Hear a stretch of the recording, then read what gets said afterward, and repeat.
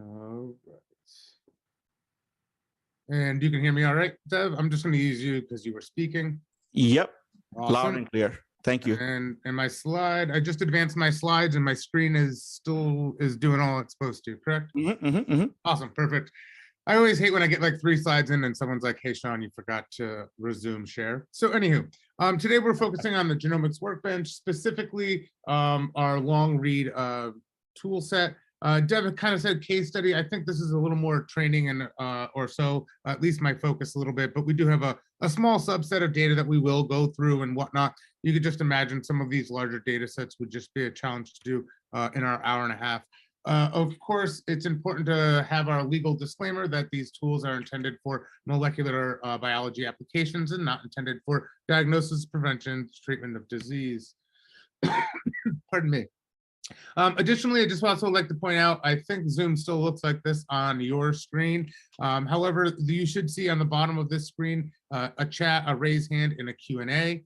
And just today, for today's purpose, we'll potentially be using the raise hand and the Q&A. If you have a question, please use the Q&A. It just makes it a lot easier to track, more so than the chat. So if you wouldn't mind, again, if you have questions, please use the Q&A on the bottom of your screen during today's presentation. All right, so want to give everyone a quick background of what we're going to cover today, and then also just a quick agenda of all the different steps that we're going to be doing. So really, from a background point of view, the long read is actually, our long read support is actually from a plugin. It's a collection of different tools to be, really focusing on using like Oxford Nanopore or PacBio data. Then those reads tend to be a bit more error prone. And so what we've done is we've really, in a way of wrapped, or I wouldn't say wrapped is a bad terminology. We've taken some open source functionalities or algorithms and sort of compiled them in a way that works within our application. Those are like Mini-Map2, Mini-ASM, and Raccoon. And so today what we're going to be covering is a quick overview of the Genomics Workbench. Once we talk about the Genomics Workbench, there are some plugins that we're going to be using. And because of that, I just want to talk briefly about how plugins are installed. And then really it's an importing our data that's going to be required for today's analysis. And that's really going to be a set of ion torrent data, an Illumina data set, and a reference genome. Once we have that, we're going to be looking at doing like a de novo assembly of this microbial sized genome using the MinION data. And then we'll go back through and we'll look at how we can improve that assembly from the long reads by polishing with short reads, short high quality reads. And then lastly, I can talk about how we can map reads to a reference and other visualization in visualizing an assembly. There's some use cases in this to be able to do some of that type of functionality as well. Some of it is a bit time dependent, so we'll see how far, if I can get into a couple other things as well. I always like to give everyone a brief overview of sort of the Genomics Workbench in a sense of like what tools, what functionalities can it sort of support. And actually, I might use this time if people can use, I'm going to actually say the chat. So unlike I asked for before, maybe for Deb to be able to capture, if we look at this set of tools, we're going to be trying to do different trainings in the upcoming months. Next month, it wasn't on the list, but I'm going to focus on doing some ATAC-seq type of single cell analysis. And so if we look at this list of functionalities, if there's anything that really seems interesting to you guys, if you want to jot that down in the chat or in the chat, that would be wonderful. So, I mean, if we talk about different research areas, I'll start from the upper right-hand corner, like the 1 o'clock, if we had a traditional analog clock. This is where, we have a bunch of different resequencing types of functionalities, trimming, mapping reads to a reference, variant callers, things along those lines. So your SNP, indel, structural variant type of calling functionalities are actually part of this Genomics Workbench as well. Continuing around, there's actually a lot of general bioinformatics types of stuff, traditional as I like to call it, right? Alignments, phylogenetic trees, Sanger assembly, primer design, blast searching. So again, a host of other types of functionalities. We do have a premium version of our workbench that comes with a couple additional functionalities, one of which being microbial genomics, types of plugin and functionality where you can do things like amplicon-based metagenomics, 16S, 18S types of analysis, whole shotgun metagenomics, functional metagenomics, or like typing in epidemiology. And then kind of continuing along epigenomics, so ChIP-seq, bisulfite sequencing, a whole host of expression analysis functionalities from bulk RNA-seq, microRNA analysis, single cell analysis, and then rounding out the top here, the de novo assembly. Again, what we're going to be covering today are a couple of different plugins that are used, and I didn't outline them in sort of the core functionalities that we see in the workbench here. So if there's anything that you guys see really interesting or whatnot that you guys would like covered, it'd be nice to get that type of information as well. Some reasons why to sort of use the Genomics Workbench, if you guys aren't or haven't used the Genomics Workbench in the past, it's wizard driven. And so what I'm going to be showing you today is, not only can we handle these long reads, but hopefully it appears to be, easy to do the analysis. Again, everything's, wizard driven, where you'll be asked for, an input, how to handle results, where are we saving the data? And then if anything is configurable or parameters that we can, change if we had a workflow, then we would be able to do that within this workflow manager as well. Additionally, when we talk about science, I think it's important to have outputs that are graphical sense, just because, this is what we tend to put in publications. I believe they say a picture's worth 1,000 words. And so we can really convey a lot of what's going on in our experiment when we have the ability to export things like heat map, bar charts for our metagenomics, phylogenetic trees with metadata annotated on top of it. And you can see a slew of different like RNA-seq types of functionalities like PCA plots, Venn diagram, and then this is actually a PCOA plot from metagenomics. So really, I think when we talk about the, having an analysis tool, the fact that it's wizard driven and it can produce really good graphics for my publications are really what makes the workbench something that's quite useful for everyone to use. And then the last thing I kind of want to just point out before I jump into like an overview of the application is that we're really just talking about a standard single workbench today. But if anything, if you interview one at a larger organization and wants to think about scale, we do have ways of scaling either through high performance computing environments or using AWS cloud types of deployments. So that was enough of my cool sort of background. I do like to just kind of give everyone a sense of where some of the key areas are to know, because I'm going to be jumping, into the application so we can actually go through this in the Genomics Workbench. And so I always like to point out the import tool in the upper left-hand corner. This is where we'll be importing reads, reference sequences, and things along those lines. Just below that import function, you'll notice our the navigation area. It's a flat file system. It's just where we're going to store data. So everything that we generate results from will be stored in this location. And then we can see just below that is our toolbox. And this is where all the tools are that we have access to. There's a couple other ways people will launch tools as well. But this little quick launch up top can be really quick, useful if you're trying to find a tool and you're not sure where it belongs in the toolbox. And I'll show that as we get into the application.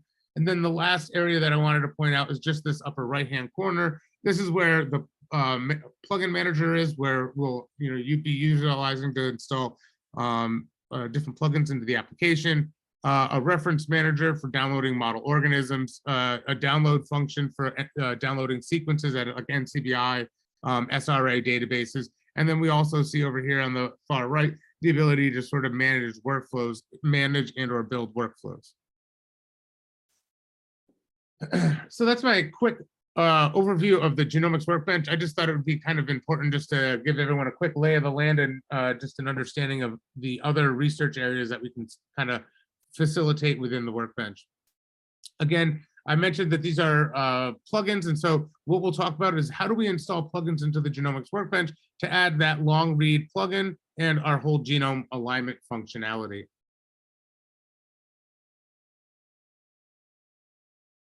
I'll show this in the workbench as well real quick, just so you can see it live. But again, I talked about in my slide previous that there's a plugin manager in the upper right-hand corner. When we click on that plugin manager, it opens up a dialog box where we can either manage plugins that we have installed, or we can download plugins that we already have installed. Or sorry, or we can download plugins that we haven't installed. So for instance, if you can see, this long read support was under my manage plugins, and that's why there's an uninstall or disabled. And then the whole genome alignment tool, we can see has a download and install button that's active. And so this is under the download plugins type of functionality. And all we do is click on that download and install. That will install the functionality into the workbench. And then when we close the dialog box, it will ask to restart the workbench.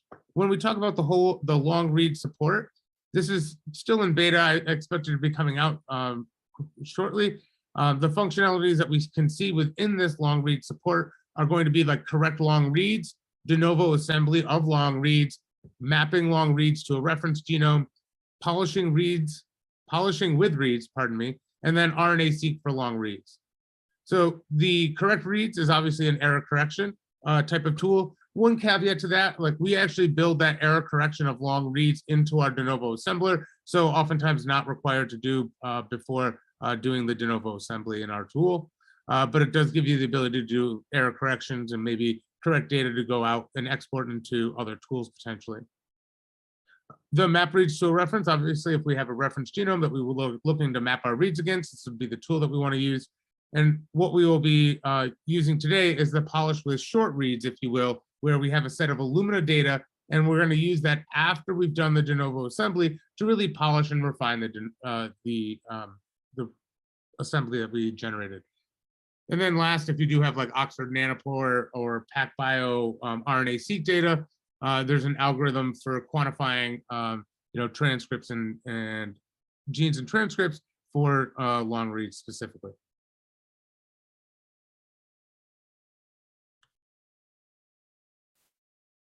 And again, if we were to just see this in the workbench, pretty simple, where we click on the upper right-hand corner. Again, it gives us this dialog box where we can interact with the plugins that we've already downloaded.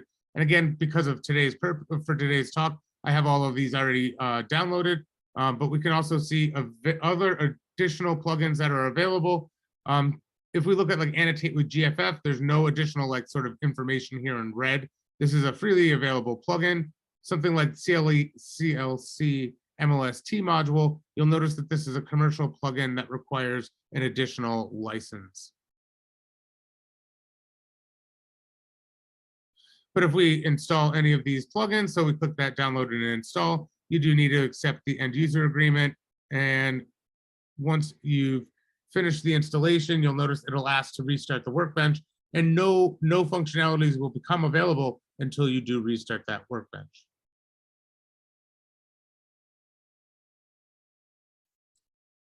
So augmenting the application, adding different plugins should be really easy to do. It's all done right from within the application and just managed through the plugin manager.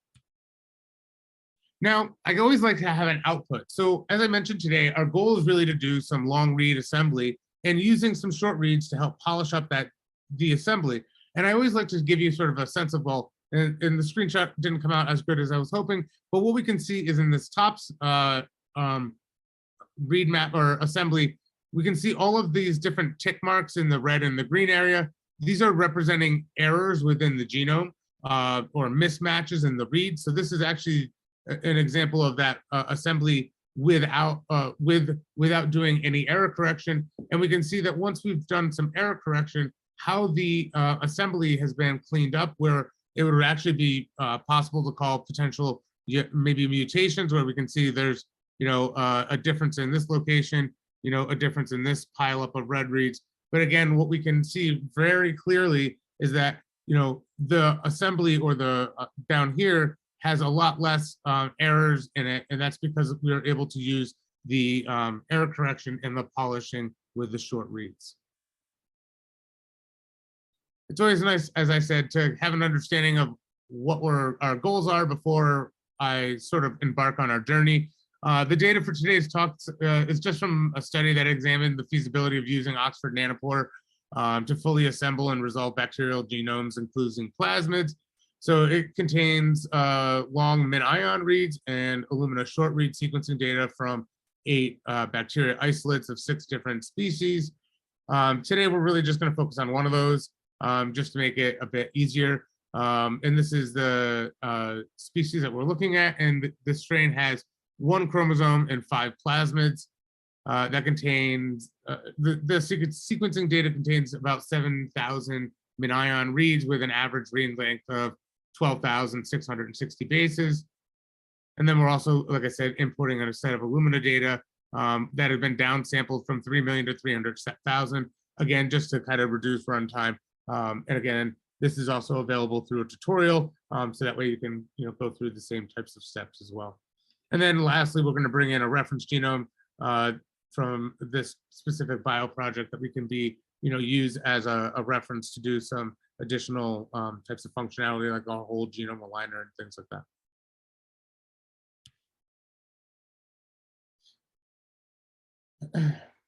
So I always like to start out with bringing our data into the application. And so, as I mentioned, our first thing that we're going to have to do is import the reads into the application.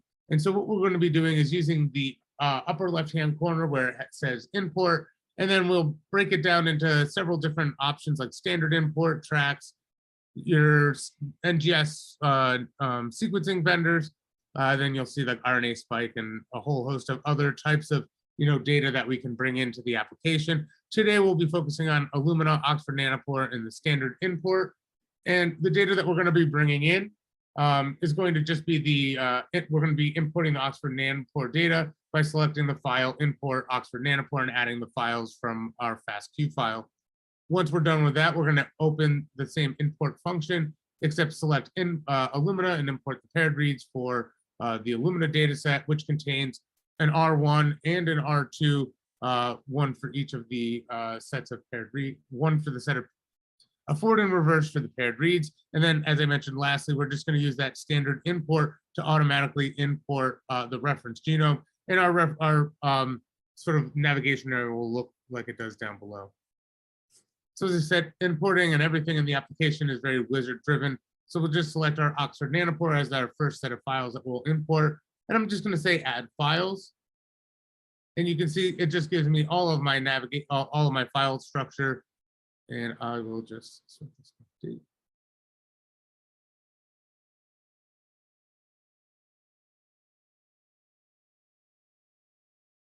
And so here we can see our MinION reads, as I had mentioned. We'll just simply say open. And now that it's pointing to the file, we can simply click next. We're going to save the data, and I'll just leave it at the root directory. And so I'll simply click next. And as I said, we'll make a folder called long read. And hit finish. So importing data is pretty straightforward, and I'll just do the same for the Illumina data. This time when we click add files, I'll be selecting the R1 and R2 for the downsampled Illumina data set. Important when we import Illumina paired data that we want to look at these general options and just verify that the paired reads is checked. And what this will do is excuse me, it'll interleave the R1 and R2 file into one object, which just makes it a lot easier when we start dealing with the files during the analysis.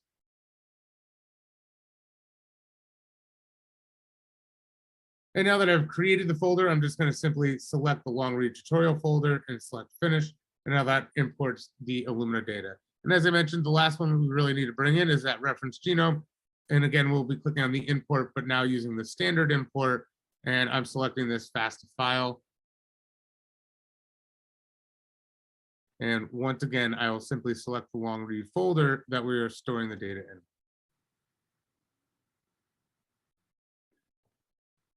So what we can see is that under the processes that I've imported my standard FAST file, my Illumina data, and my Oxford Nanopore data.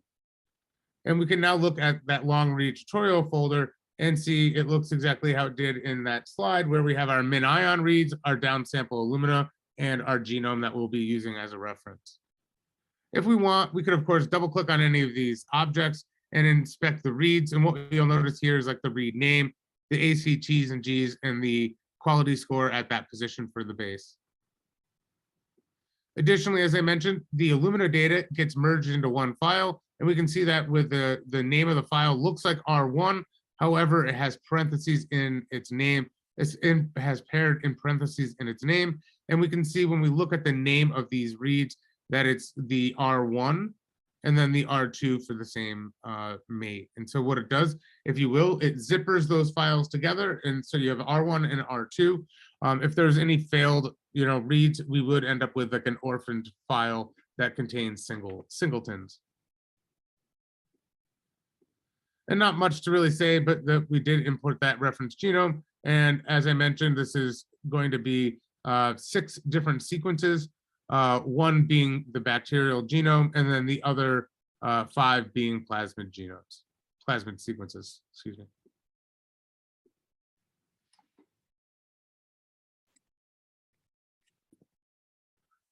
So that gets us to the point where we've imported our data for the to do the required analysis. And as we start to progress, we're going to look at how we can do the de novo assembly for the genome using the long reads. And at first, we're simply going to only be using the long reads. So let's go back into the application. So if we look at the tool, after we install the long read support tool, we have a set of tools in our toolbox called long read support. And in this, we have a set of tools as I showed in my slides. But right now, we're going to be looking at the de novo assembly of long reads, and we can simply double click on that algorithm. When we do so, the navigation area is just simply opened up, and now we can select any of the reads that we want to use in the assembly. Additionally, if you're unsure of like, whoa, what am I supposed to be selecting here, or what step in the workflow or in the algorithm am I in, we can always look in the upper left-hand corner here, and you can see it says select sequencing reads just to help clarify the step that we're at. And in this case, I have one data set that we're looking at, and so I'm going to just push it over to the right and click next.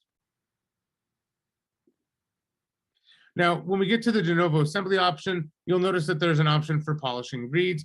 By default, that's going to be toggled on. And so we will be using the long reads to polish themselves, right, in a way where we can actually help clean up the genome by just using the reads themselves. And what we're setting out here for the output filter is that the minimum contact length is set to 1. And I mean, again, we're going to just click next and be able to create a report, create an assembly graph, and then simply save those results. I'll actually generate a new folder by selecting the long read result tutorial root directory and now clicking on new folder up top and just call this results.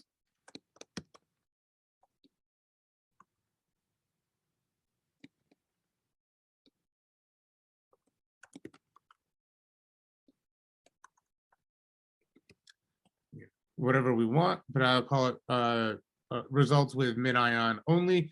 And we can see that once that starts to process, we can go to the processes tab and we can see how far along this process is. Additionally, from that little arrow, we can stop or show the log information. So here you can see that it's going to give us a time lapsed in the log. And this is going to say when we started the algorithm and the information about what step it is in that process as well, like preparing the reads, running the CLC overlap assembler. And again, you can see this is going to be based on Raven.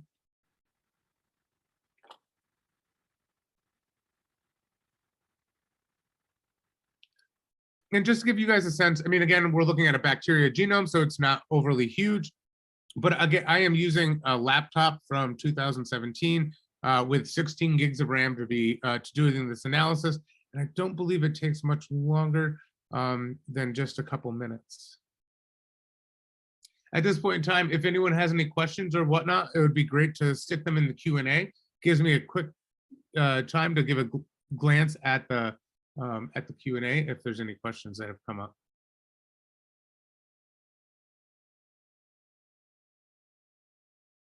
Sean, one of the things that you touched upon, but maybe we can reemphasize in terms of introducing new features in CLC, how often does that happen?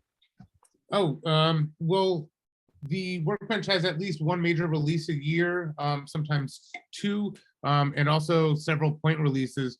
When we talk about the plugins, and that's sort of the nice thing is that we have that plugin manager, so we can actually release anything that comes along, mid release cycle as well. So that's a nice function and feature, but there's several updates yearly, and of course that's even for plugins as well as the core functionality. Awesome, awesome. And again, as Sean was pointing out to our audience, the Q&A box is at the bottom of your screen, so feel free to type in your question. We'll take even more as we move forward. Back to you, Sean. Thank you, Deb. And so we can look at the log file. Again, it really didn't take much time, a minute and 35 seconds to assemble that 7,000 reads on my laptop. And now, just to always take a quick look at those results. Personally, I like to look at the assembly report to give myself a good understanding of, how well did the assembly go? What's the sort of quality of the data? And if we look at sort of the contig measurements here, we can see that we created 6 contigs, which would make sense, right? There should be 1 bacteria genome and 5 plasmids. So that's always nice when we kind of have the number of contigs that's expected.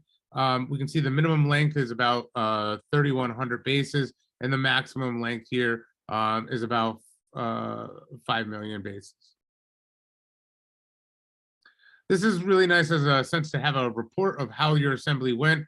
You get nice little graphs as well. So we have a bar chart for the number of contigs that fall within certain breakout ranges.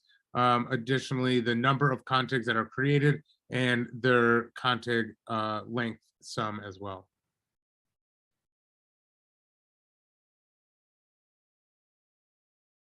Anytime you have something like this in the workbench that you want to export, you can simply click on the export function. And in this case, it would be a report. So we would probably export this in something like a PDF or JSON file format, and we can simply export this to our desktop, for instance, and it'll look exactly how it does on screen. But again, anything that you want to export in the application as it pertains to a file would be exported through the export function right here.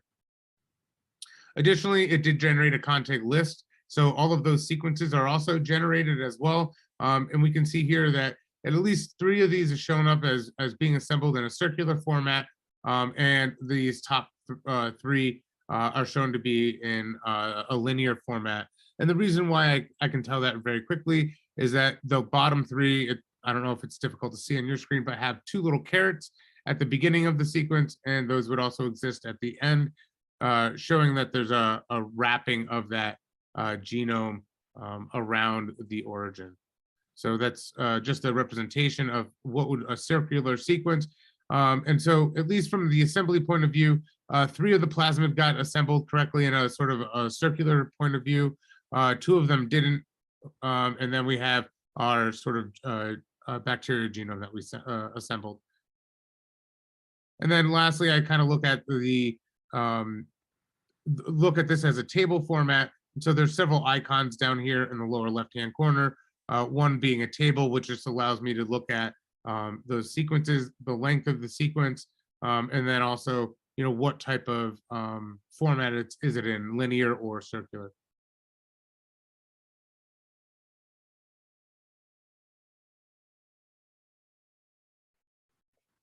So hopefully the de novo assembly seems pretty straightforward. Again, I mean, we didn't really have to do much more than double click on the de novo assembly for long reads in the lower left-hand corner, select our reads that we're assembling. And again, I had 1 set of reads that we were assembling in this case.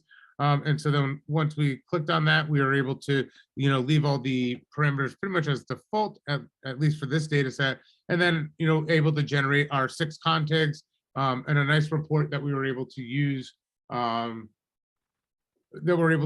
for sharing information with colleagues, putting in our papers, etc. So once we've downloaded those contigs, one of the other tools that or plugins that I had mentioned wanting to install or installing was a whole genome aligner. This is a MAUV-like algorithm brought into the application and really just gives us the ability to do alignments of large genomes. And so it's not a bad idea to do the whole genome alignment of these 6 contigs to our reference genome that we have.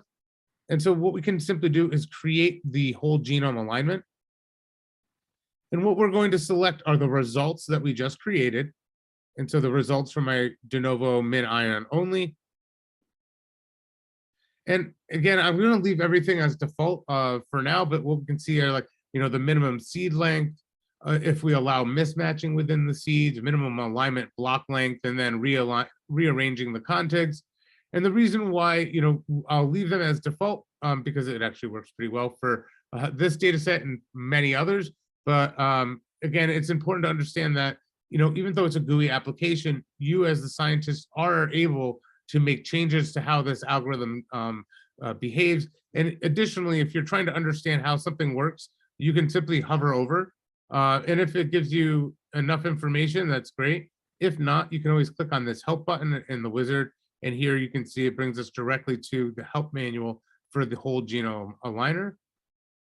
And if we wanted to understand anything more about these specific settings, we can look at the information within the documentation.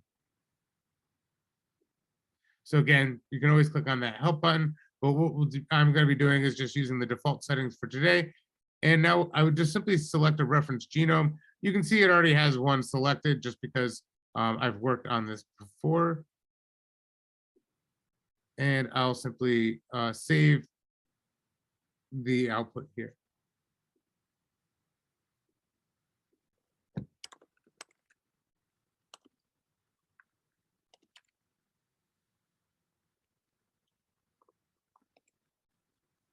And click finish.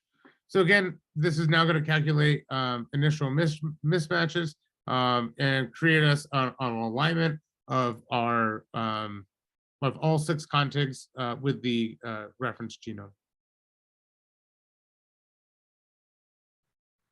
Again, all of this being run on my laptop, you can see it still happens pretty quick. And when we double click on the whole genome alignment, we can see that we have our different contigs here.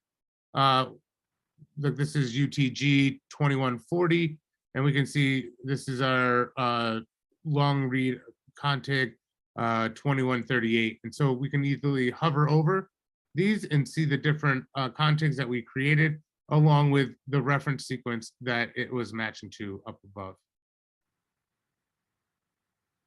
Now, it's nice to have this type of output, and of course you can zoom in, right, where you can actually see the ACTs and Gs of the alignment between the genome that we brought in and our reference sequence down below.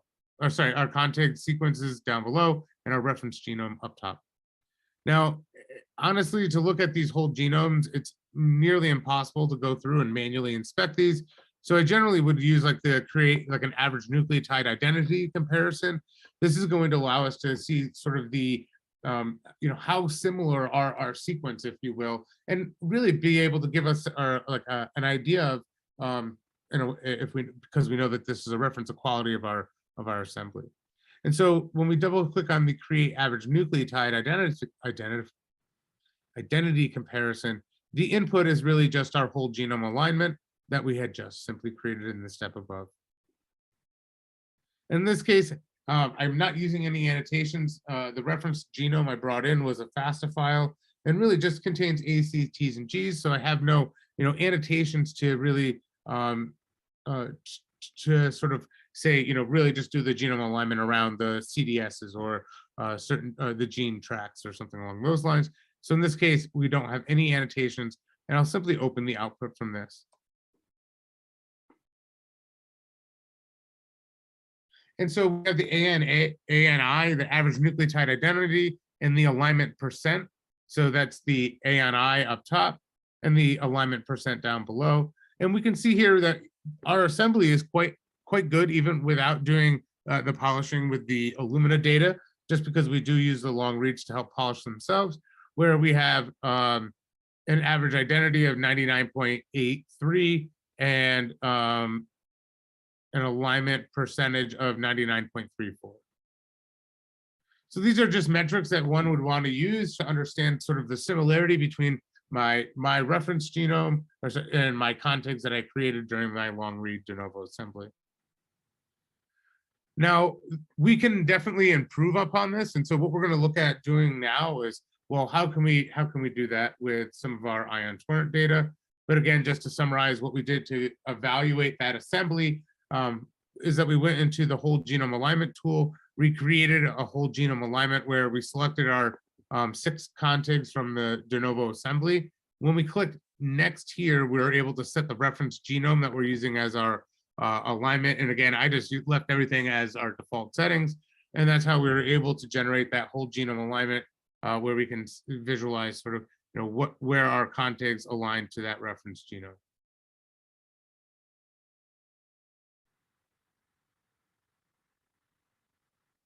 Right, and then lastly, we created the create average nucleotide identity comparison. And this is really what I would probably be using to look at the comparison, just because, as I mentioned, manually inspecting that alignment is, you know, pretty pointless. And so when we look at this, we had, like, you know, the average nucleotide similarity, if you will, or identity, where it was 99.8% the same. And then we only covered, though, if you look at it, slightly, you know, 99.34% of the reference genome effectively. So how can we improve this? And if we look at ways of doing improvement of these sort of genomes, there's ways of doing that when we use, you know, Illumina data. And so we've been asked, you know, to generate tools to be able to do that type of analysis. And again, if we just simply look at our toolbox here under long read support, we can easily go into our polished reads. And when you click on that polished reads, you can see it says select sequences. And at this point in time, it's going to be our contig lists. And then when we look at the polish with, this is where we're going to point to our paired data that we imported in.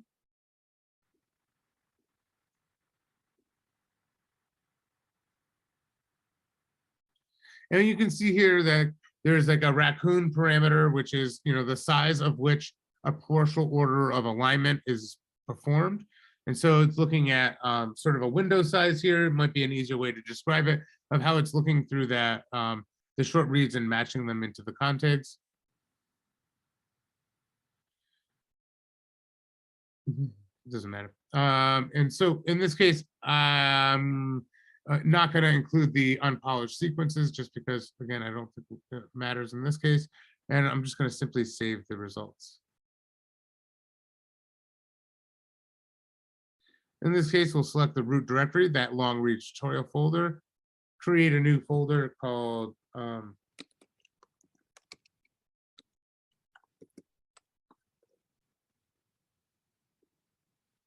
polished assembly.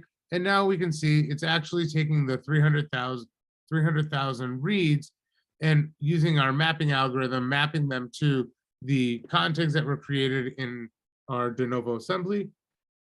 And these reads will be used to polish and improve the de novo assembly.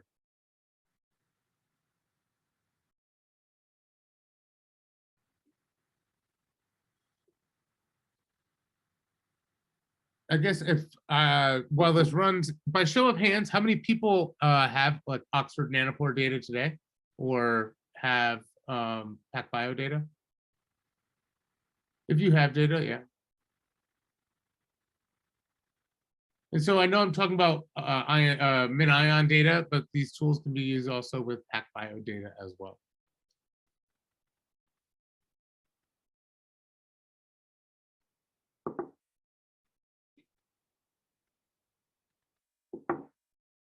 Again, I'll open up the log. I always like to show people how long some of the analyses take. I mean, this isn't a huge data set, but again, this is all laptop time and, you know, live demo types of data sets. So they are, you know, downsampled to a, you know, a size that is easier to manage within the genomics workbench in these timelines.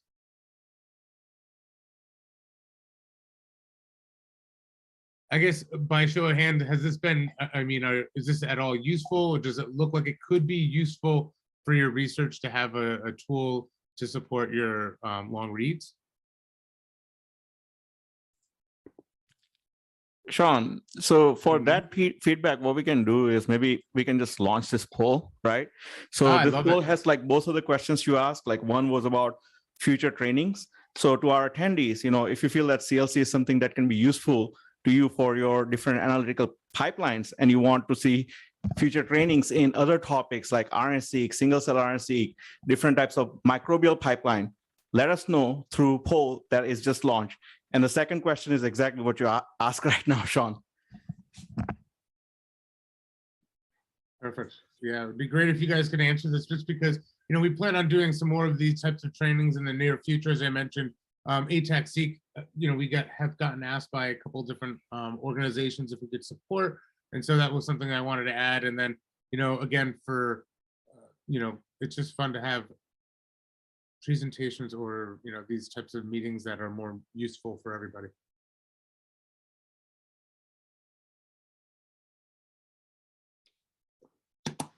And so I saw there was 2 questions that had come in, and Araceli had answered them, of course, correctly as well. But yes, a lot of our algorithms are written using like SIMD, so having more CPUs and more RAM will make them considerably faster. And additionally, when I think I answered how did I know if something was a plasmid or a bacteria sequence. Not only did I show ones that were circular, but when we looked at like sort of the output, I can see like the length of the sequences. And I mean, my bacteria is much longer in this case than any of the plasmid sequence. So size would also be something that could be determinant to distinguish which one was which in this reference sequence or in the assembly.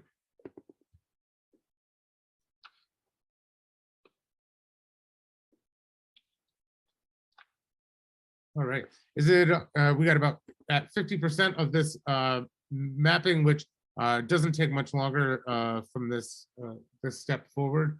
And so right now we can see it's taken about 3 minutes and 3.5 minutes to sort of do some of the preparing of the data and polishing. And now it's going back through and mapping using the CLC read mapper to sort of clean up the last portion of the de novo assembly.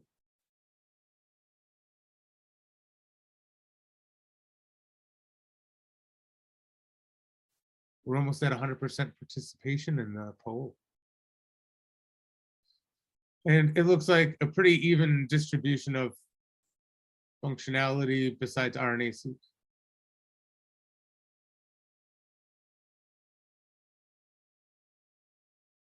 I'm going to simply end the poll now, as we're going to be able to jump back into the application and look at sort of some of the results that we have generated.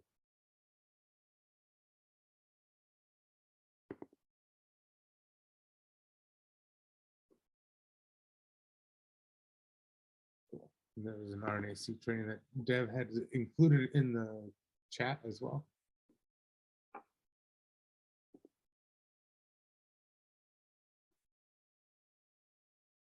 Of course, I've already done all of this, but I was trying to do it live so that way you would have a better sense of just how long things take. And hopefully everyone's all right with bearing with me for just a few more moments to finish this analysis up.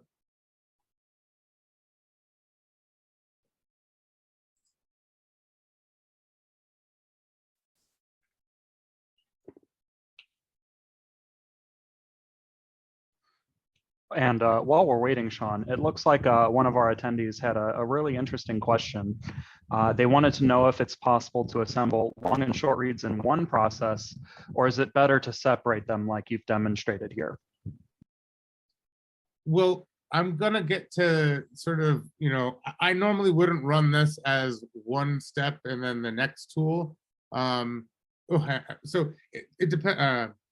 I'm trying to understand the question. So if it is to take like long and short reads and do them like in one assembly, I would suggest to not do that. I would use, if I had Illumina data and Ion Torrent or PacBio data, I would be using these 2 different tools.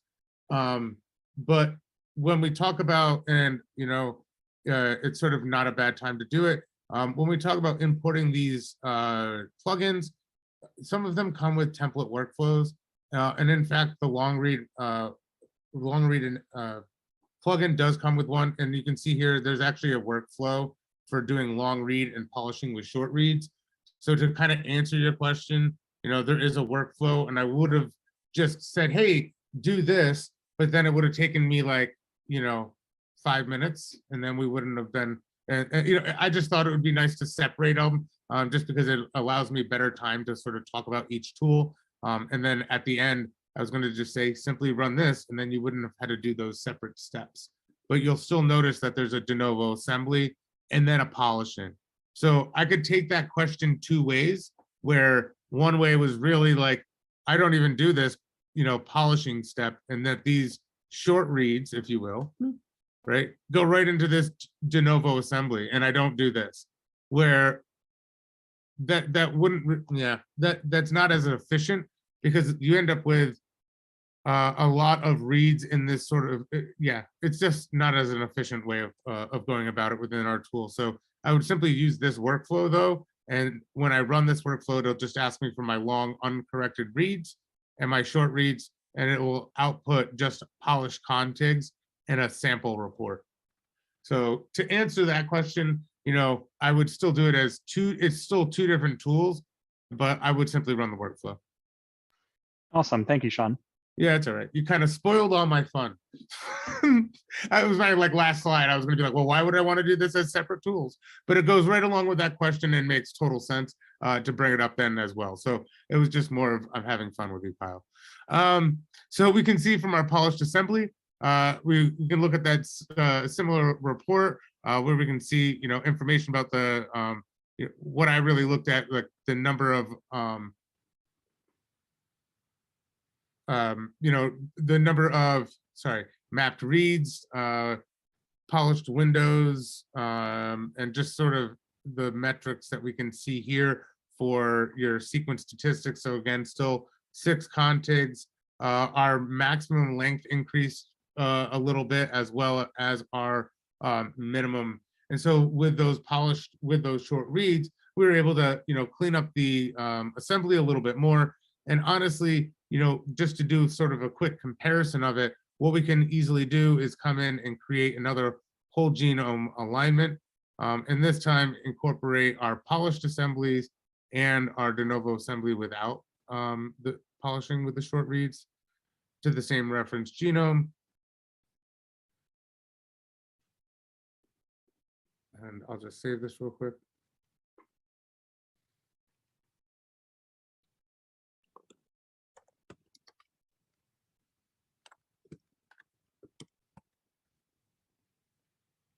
All right, and so while that runs, just to kind of reiterate what we did with the, to improve the read quality, we ran the polish assembly with Illumina reads. We just selected our contigs that were created in the step ahead, and we simply pointed to our reads that we are going to be, the Illumina reads that we want to use to polish with.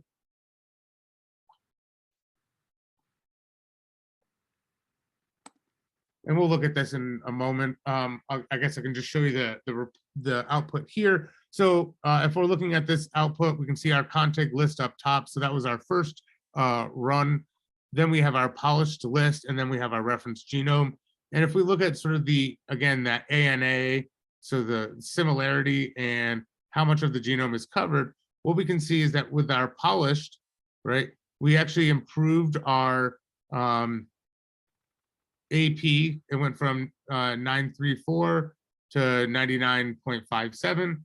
And additionally, the sort of percent matching went up as well from 99.8 to 99.9. So we can see with those polishing, I mean, again, the de novo assembly, the first pass was actually pretty good, but we can also see that with the improvement of the Illumina data, we are able to improve that assembly. And then, that wasn't what I wanted to do. And then to the point that I had just made, when Kyle had asked, well, do we add both reads at once? And do I have to do this sort of as 2 different steps? Really, there's a template workflow that can be utilized. So that way, all you're going to be doing is defining the long reads, the short reads, and any unlocked parameters that are here, which I can show you very quickly. We don't have to wait for the results, but we can see all we have to do, double click on that workflow, And again, in the wizard up here, you can see it says select long uncorrected reads. So I know that I want to select my long min-ion reads. And now it says select short reads. So this is going to be my Illumina data.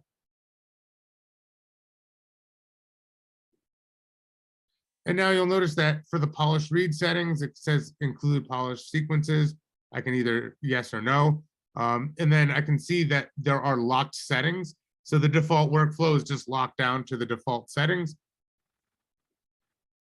And then it's just a matter of where do we want to save those results.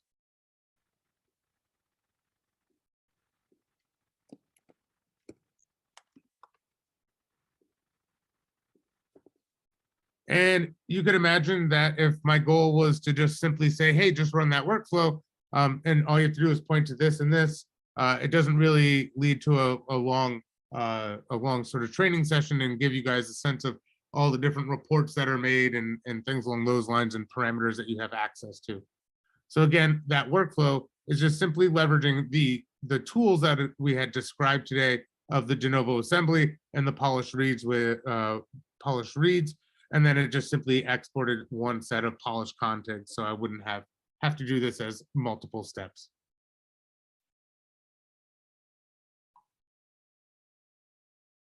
One tip and trick I'll point out here is that if you have multiple tabs open, like I do right now, if you do Control-Shift-W, that closes them all.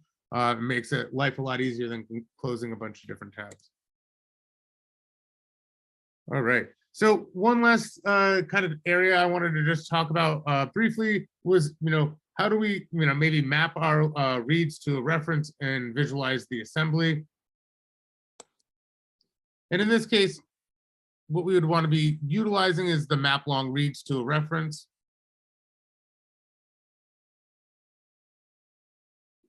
Now I'm going to select my min-ion reads as my reads. So these again are uncorrected reads. And I'm going to simply map them to the reference genome that we brought in, which is that FASTA file. You can see that right here, reference genome.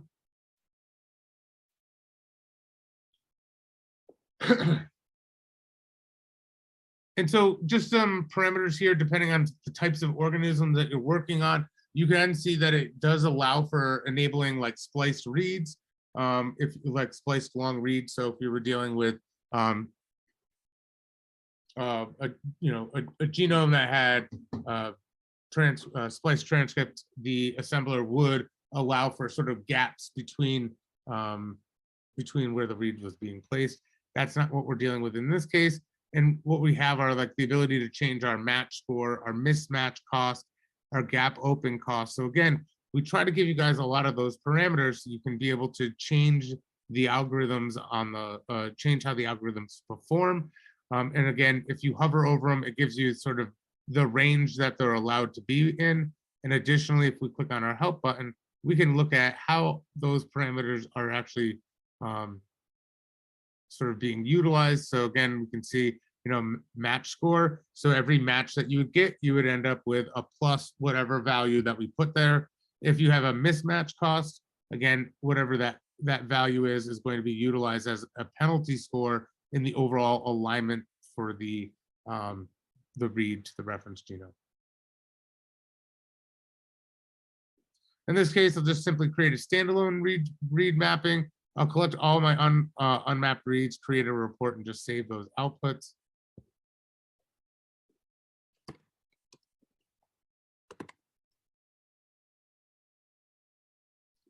So the question about, do we need to trim or check the quality of reads? So in like that workflow, if you notice, it does have that functionality of doing a QC of the sequencing data. And so that is something that is generated and put into this sample report. I didn't talk about that today. I wasn't sure how I was going to map for timing. But again, from that de novo, or from that workflow for the de novo assembly of long reads, it would create a QC for sequencing data for your long reads. So that tool does exist in the application. I did omit it from just sort of all the individual steps that I had run. But with that workflow running, I guess we could also take a look at that QC of the data as well, if you guys would like to do so.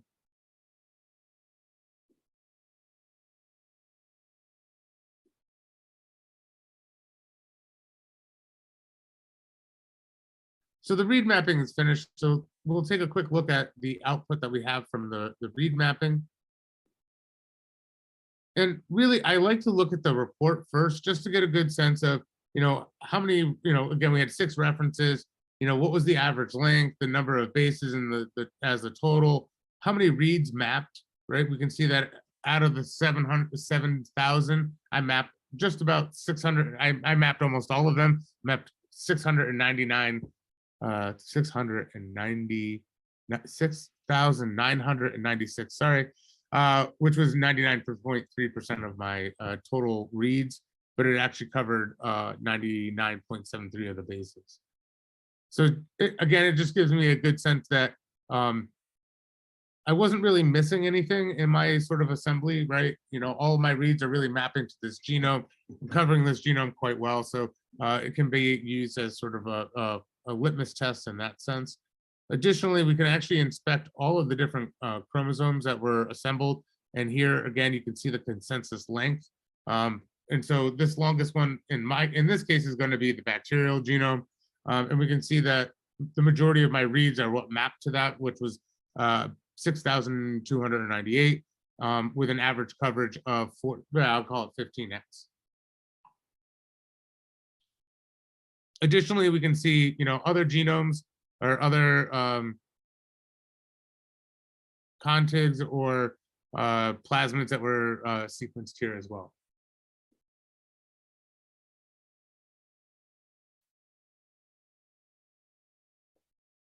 If you want, we can open up any of those mappings to inspect them further. And so here, I just opened up this 638.1 mapping.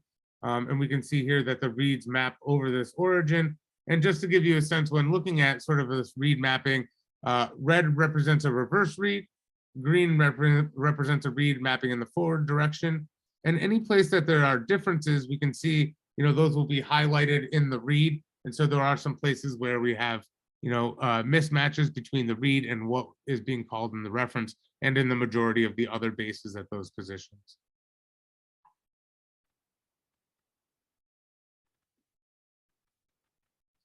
Additionally, if we double click on the tab, we can expand that view and we can see how we want to lay out those sequences to look at, how detailed of a view. And then we can go all the way to the point where we're looking at what we refer to as a not compact view, where you can also see the quality score at any of those positions for the bases within those reads that are called.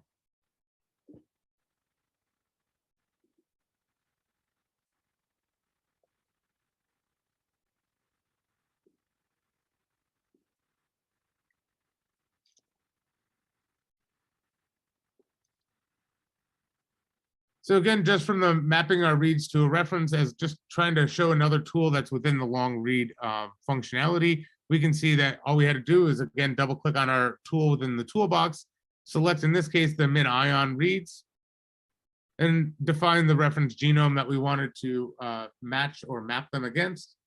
And we did look at the mapping parameters or options. Again, in the case that we looked at today, I didn't really have to go through and manipulate a lot of those options. And in this case, I like to create the standalone read mapping and really the report, which is most beneficial, because then we're able to, get a sense of the quality of our read mapping and our data to that reference genome. And additionally, we can explore and inspect any of those as we see fit as well. So, that really kind of got us through all of the different tools I wanted to talk about today within the long read assembly functionality. So we went and talked about just a quick overview of the application where, it was just the lay of the land that I thought would be most useful, where the import button is, where our data is stored, again, where the tools are and how we manage and install plugins. And then we went through and I showed how the long read plugin would be installed through the plugin manager and the whole genome aligner plugin. And then we talked about importing data. And in this case today, we brought in 3 different files: an ion torrent data set, a set of Illumina paired reads, and a FASTA file that we used as a reference. And then, of course, I ran independent tools for like doing the de novo assembly and looking at sort of the looking at sort of how the assembly would look with just those error-prone reads, and we did that whole genome alignment, so that way we could get a sense of the similarities and differences between what was assembled from my data and what we had as reference genomes. And then we polished the de novo assembly up using the Illumina data set. And once we were able to do that, we ran that whole genome aligner, and we were able to see that the assembly did improve, a bit. But again, we were also had a pretty good assembly to start with. But we did see an improvement in both the percent identity and, really the amount that we covered of that reference genome. And then lastly, just to talk about some other functionalities or some of the things that you might want to do, especially with having a reference genome, looking at and how to map reads to a reference. Again, everything in the application is wizard driven, should hopefully be an easy to use tool. The functions that we looked at today were based on open source tools like Minimap2, MiniASM, and Raccoon. So again, it's not like we're have a black box, but a lot of these are implemented in a way that we can make them faster or more memory efficient.